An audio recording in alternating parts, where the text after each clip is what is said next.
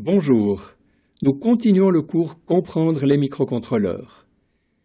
Et c'est aujourd'hui de résistance de tirage que nous allons parler. Qu'est-ce que c'est que ce mot bizarre? Peut-être les connaissez-vous déjà sous le nom Pull-up Resistor. Nous allons rappeler le principe et l'utilité de ces résistances de tirage. Nous allons ensuite parler plus en détail des résistances de tirage qui sont intégrées dans un grand nombre de microcontrôleurs. Puis nous allons regarder plus en détail comment c'est implémenté sur les AVR et sur les MSP430. Une fois n'est pas coutume, nous allons commencer cette leçon par un quiz. Vous avez ce schéma. Il est très simple, il vous semble peut-être un peu bizarre puisque cette patte est connectée à rien du tout. Elle est en l'air. Ici, on a simplement une LED comme on a l'habitude de les utiliser. Le programme correspondant dans sa partie Setup met la LED rouge en sortie. On a l'habitude de cette syntaxe. Dans la boucle principale, on a une variable qui est la valeur qui est lue sur l'entrée, Digital Read, sur l'entrée P1 souligné 3, et cette même valeur val est copiée avec un Digital Write sur la diode lumineuse. Donc on a un programme qui en permanence copie l'entrée sur la sortie. Alors ma question, avec ce montage et ce programme, que va-t-on voir sur la LED? Pensez-vous qu'elle va rester éteinte? Pensez-vous qu'elle va, par exemple, être allumée? Pensez-vous au contraire qu'elle va peut-être clignoter ou que son état va fluctuer? Et si pour une fois nous laissions le matériel nous répondre? Regardez cette petite vidéo. Vous remarquez donc le petit fil qui a été connecté sur l'entrée P1.3. Vous remarquez qu'un certain nombre de choses changent, la diode lumineuse change, on sent qu'il y a des mouvements. Ces mouvements, on voit qu'ils sont faits par une main. Vous voyez ici mon doigt qui se rapproche mais qui ne touche pas ce petit fil. Et vous voyez que la sortie change à certains moments. Essayons de comprendre ce qui s'est passé. Nous utilisons des microcontrôleurs qui utilisent la technologie CMOS. Et les CMOS présentent des entrées à haute impédance. Et par conséquent, une entrée non connectée capte toutes sortes de parasites, toutes sortes d'influences électromagnétiques, toutes sortes de charges statiques, même très faibles, qui vont lui faire changer d'état d'une manière qui semble un peu aléatoire. On ne peut donc pas laisser une entrée non connectée. Il faut absolument éviter ces entrées en l'air. Quelle solution peut-on proposer pour résoudre ce problème? Ce qu'on cherche, c'est à diminuer l'impédance du système et une résistance qui doit être liée à une des alimentations va assurer un potentiel connu au moment où l'entrée est en l'air. Alors, deux schémas sont possibles puisqu'on a deux alimentations. La solution avec le tirage vers le haut, en anglais pull-up, et on voit bien que la résistance est connectée vers l'alimentation positive, et la solution avec le tirage vers le bas, pull-down en anglais, et on voit que la résistance est connectée vers le 0 volt, vers la masse. Dans les deux cas, entre un point d'alimentation et l'entrée de notre système, on a une résistance qui évite donc ce problème de la haute impédance des entrées de nos microcontrôleurs. En fait, cette technique est bien connue des électroniciens et il nous reste à nous poser la question, y a-t-il entre ces deux solutions pull-up et pull-down une qui est préférable à l'autre? Alors, tout de suite, je vais vous dire que celle qui est la plus utilisée et de loin, c'est la pull-up. Comment puis-je justifier le fait qu'on utilisera plutôt une pull-up qu'une pull-down? Prenons le cas assez simple d'un interrupteur de fin de course qui va se trouver à une certaine distance physique de la carte électronique qui contient le microcontrôleur. On a donc un bouton poussoir et ce bouton poussoir doit être relié à notre carte électronique avec dans ce cas-là une connexion sur l'entrée et une connexion vers la masse. Dans l'autre cas, on a toujours notre bouton poussoir, on a toujours une connexion vers l'entrée, et cette fois, la deuxième connexion doit se faire vers le plus. En admettant que ce câble ou que ce câble sont des câbles relativement longs et qu'ils se promènent le long du bâti de notre machine, quelle solution va-t-on préférer? Transférer le signal et la tension positive ou au contraire transférer le signal et la tension négative, c'est-à-dire la masse? Eh bien, on préférera cette solution puisque généralement la masse est effectivement connectée au bâti de la machine et les électrolyciens ont l'habitude d'utiliser ce schéma-là. Et d'ailleurs, un certain nombre de microcontrôleurs proposent des résistances de pull-up intégrées, alors qu'ils sont plus rares ceux qui proposent à la fois une résistance de pull-up ou une résistance de pull-down. En effet, beaucoup de fabricants intègrent des résistances de tirage directement dans les microcontrôleurs. La valeur de cette résistance est généralement d'environ 50 kΩ. Donc on voit bien ici sur ce schéma que la résistance n'est pas placée ici à l'extérieur, mais qu'elle est placée à l'intérieur.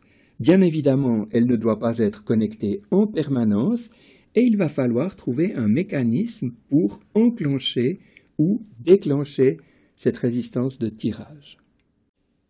Malheureusement, il n'y a pas une méthode unique pour enclencher ces résistances de tirage. Chaque fabricant propose une technique. Je vais prendre l'exemple pour les processeurs AVR de la société Atmel.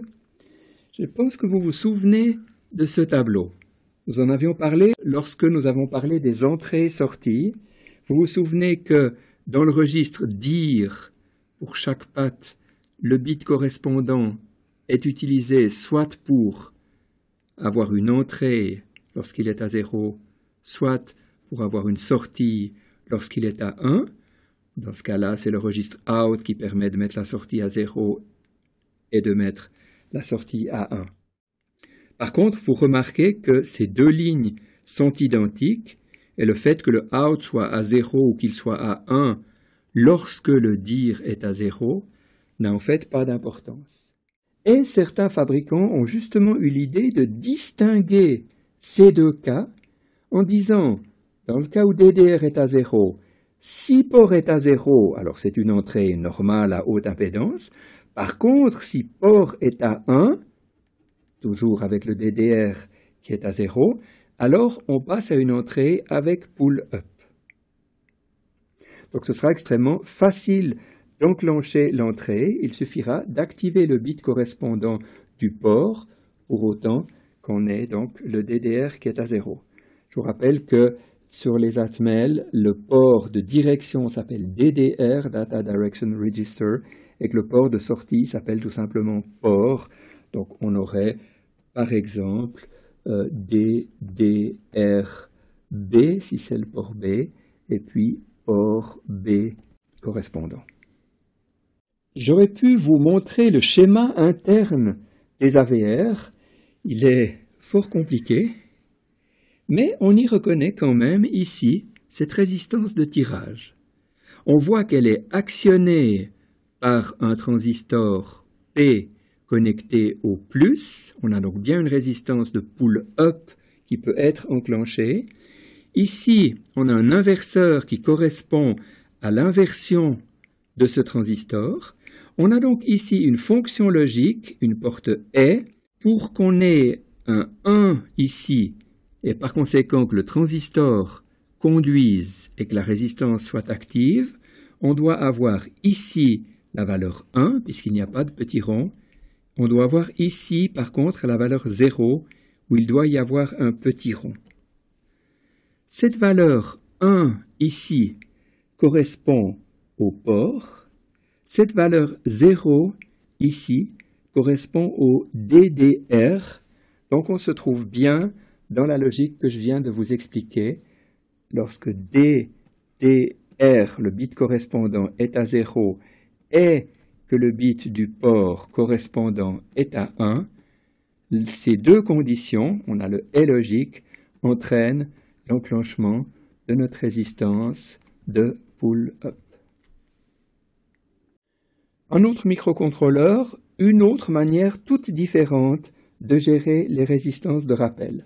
Le MSP430, lui, offre pull-up et pull-down sur chaque patte. C'est nouveau, c'est intéressant dans certains cas, c'est vrai qu'on utilise beaucoup plus souvent le pull-up que le pull-down, mais il y a certainement des applications intéressantes pour le pull-down. Dans ce cas-là, un registre supplémentaire, un registre spécial a été utilisé. Il a le nom particulier de REN qui veut dire Resistor Enable. Donc enclenchement de la résistance. Et lorsqu'on a décidé d'enclencher la résistance, on choisit si c'est un pull-up ou un pull-down avec la valeur de out. Donc je vous rappelle dans ce tableau, lorsque dir est à 0, on a toujours une entrée. Lorsque dir est à 1, on a toujours une sortie. Lorsqu'il s'agit d'une sortie, elle peut être à 0 ou à 1 en fonction du out, rien n'a changé. Par contre, l'entrée est à haute impédance et dans l'état normal, lorsque le out est à 0 et que le REN est aussi à 0, par contre, on enclenche l'une ou l'autre des résistances avec le REN à 1, ce sera un pull-up avec le 1, un pull-down avec le 0. Je vous signale qu'il faut être prudent si on utilise des valeurs qui sont différentes de celles qui sont citées dans cette sorte de table de vérité que je viens de vous dessiner. Prenons un exemple. Je n'ai pas parlé du cas où on aurait un 1 sur le Resistor Enable et un 1 sur le dir. Qu'est-ce qui va se passer? Je ne peux pas vous donner la réponse. La réponse se trouve dans la documentation du fabricant. Elle va varier d'un fabricant à l'autre, bien évidemment, mais soyez extrêmement prudents d'utiliser les modes qui sont prévus par le fabricant. Bien évidemment, tout ça est décrit dans les documents que les fabricants nous donnent et qui décrivent avec beaucoup de précision, mais dans un très grand nombre de pages, le fonctionnement exact de toutes les parties des microcontrôleurs. Prenons un exemple. En fait, nous avons déjà vu ce programme, mais il y avait deux lignes qui n'avaient pas été très clairement expliquées. Essayons de les lire. D'abord la seconde. Ici, dans le registre REN, je vais activer le bit 2 et le bit 3. Je vais donc bel et bien enclencher les résistances. Maintenant, je décide, en agissant avec un 7 bits, également sur le bit 2 et sur le bit 3, de choisir des résistances du type pull-up. Est-ce que l'Arduino ne pourrait pas résoudre notre problème? Dans un certain sens, oui, puisque la primitive que la fonction pinMode que nous connaissons permet non seulement de mettre une patte en sortie, output, ou une patte en entrée, mais, je vous l'apprends aujourd'hui, il est aussi possible de la mettre en mode input pull-up, c'est-à-dire une entrée avec une résistance de rappel vers le haut. Malheureusement, ils n'ont pas prévu la résistance pull-down, donc cette ligne va fonctionner parfaitement bien sur un AVR d'Atmel, sur un MSP430 avec l'environnement Energia, mais on ne pourra pas utiliser le pull-down qui est pourtant physiquement disponible sur un MSP430. Mais c'est tout de même intéressant, ça permet d'avoir une syntaxe qui fonctionne sur tous les microcontrôleurs qui disposent de résistance de rappel vers le haut, de résistance de pull-up. En résumé, nous venons de voir que les résistances de tirage sont indispensables chaque fois qu'une patte risque de se trouver en l'air. Nous avons vu aussi que beaucoup de microcontrôleurs intègrent ces résistances de tirage à l'intérieur du circuit intégré. Et nous avons aussi noté que chaque fabricant propose sa propre implémentation pour ces mécanismes de pull-up et éventuellement de pull-down.